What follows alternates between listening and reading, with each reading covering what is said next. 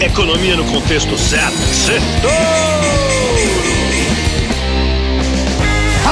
Boa noite, Brasil, ouvintes da Jovem Pan. Bem-vindos a mais um Sextouro, resumo da semana econômica no contexto certo. As tarifas do Trump dominaram o cenário econômico e político do mundo inteiro.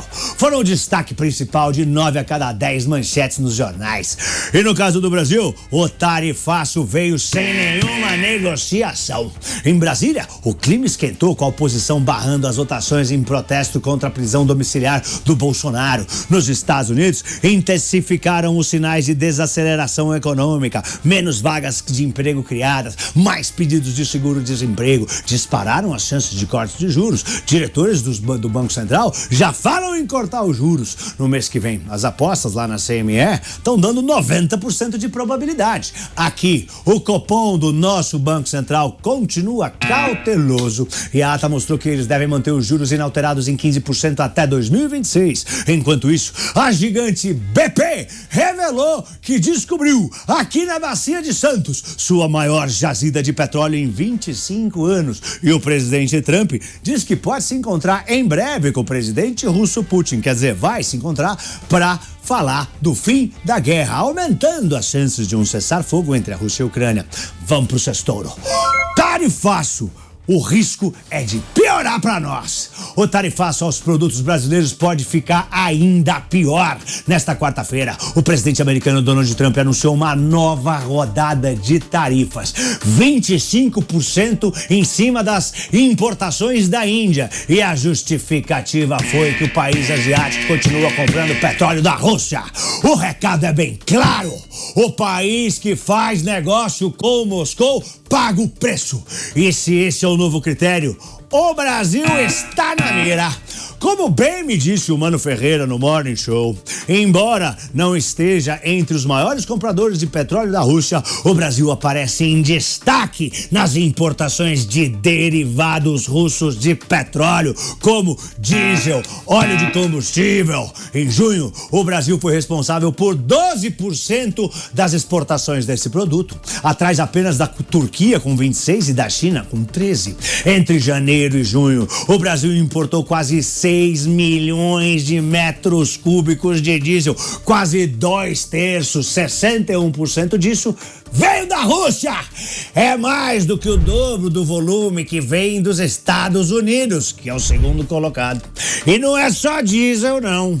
26% dos fertilizantes usados pelo agronegócio brasileiro vem da Rússia. E os combustíveis representam 15% das importações brasileiras. Juntos, os dois setores somam 84% de tudo que o Brasil compra da Rússia. São números muito impactantes, ou seja, se o Trump levar a sério, levar adiante essas chamadas sanções secundárias que punem países que fazem negócio com a Rússia, o Brasil pode ser o próximo alvo. Em julho, Trump chegou a ameaçar taxar 100% os países que mantiverem acordos energéticos com Moscou. A ABICOM, a Associação dos Importadores de Combustíveis, já avisou aqui no Brasil. Se a gente for forçado a cortar o diesel russo, não vai ser fácil encontrar outro fornecedor. Pode até faltar combustível e travar o país. E mais, com o agro já abalado pelo tarifaço, um bloqueio nos fertilizantes russos poderia ser o golpe final para a cadeia produtivas inteiras. Essa situação pode mudar se eventualmente o Trump conseguir convencer o Putin a acabar com a guerra da Rússia e da Ucrânia. A reunião tá aí, né? Além do temor das represárias maiores, né? As represárias maiores por causa da compra do petróleo russo, tem a questão política. A prisão domiciliar do ex-presidente Jair Bolsonaro, decretada pelo Alexandre de Moraes, o ministro do STF.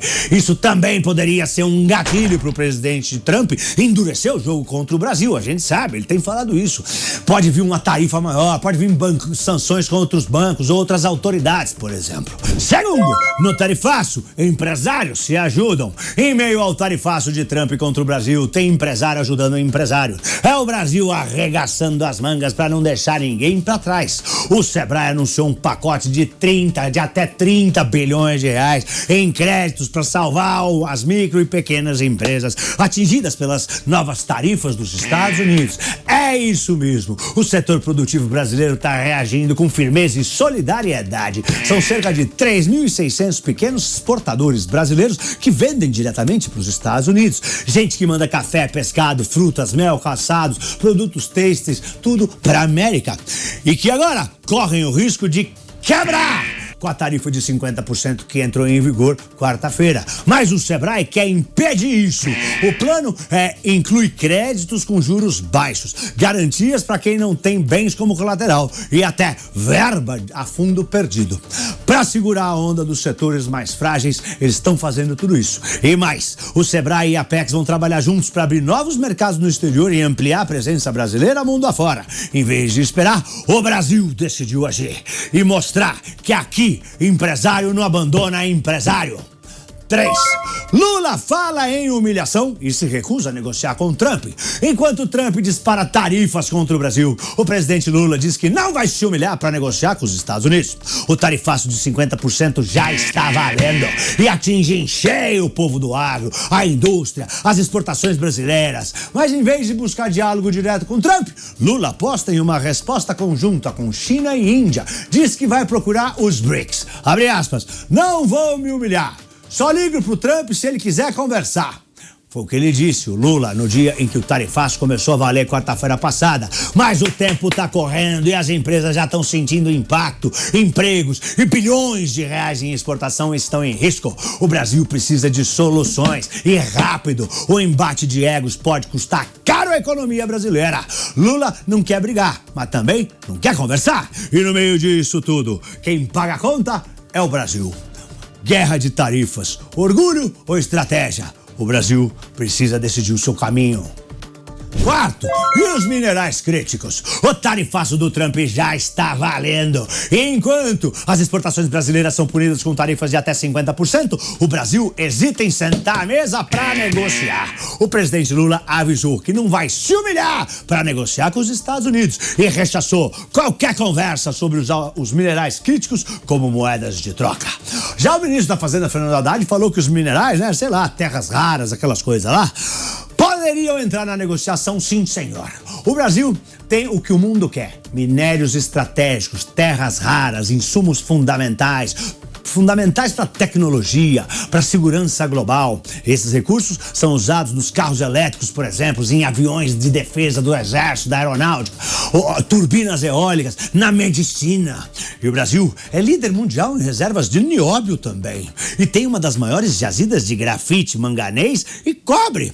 Os Estados Unidos precisam diversificar o seu acesso a esses materiais. Hoje, eles estão comprando, tá quase tudo nas mãos da China, que está usando isso para negociar com os Estados Unidos. A China refina 70% desses minerais, menos o cobre, que tem muito no Chile também. Mas o Brasil é peça-chave nesse tabuleiro. Só no primeiro semestre desse ano, os minerais críticos renderam quase 22 bilhões de dólares em exportações ao Brasil.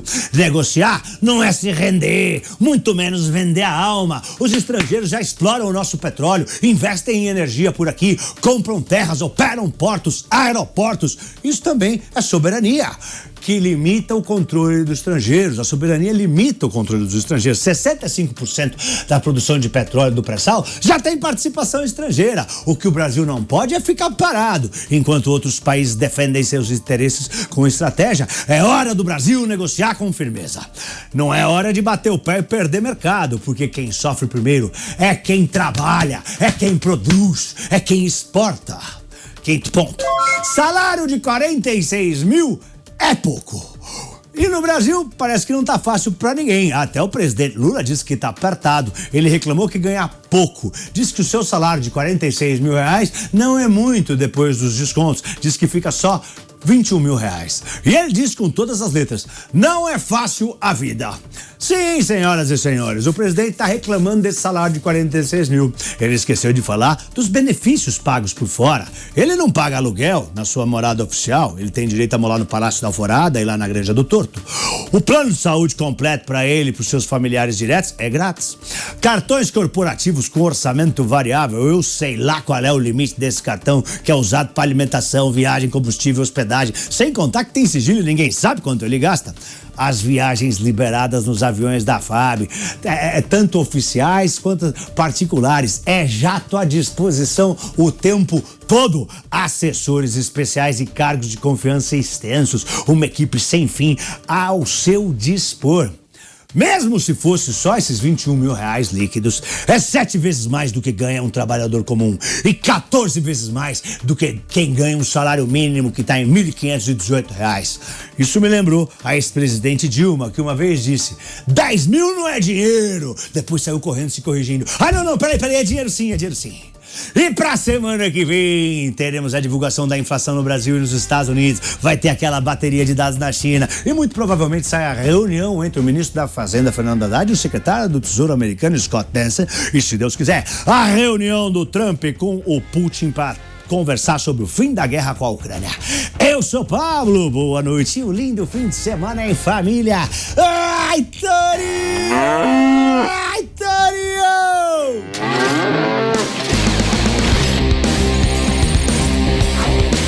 Economia no contexto certo. Sextou!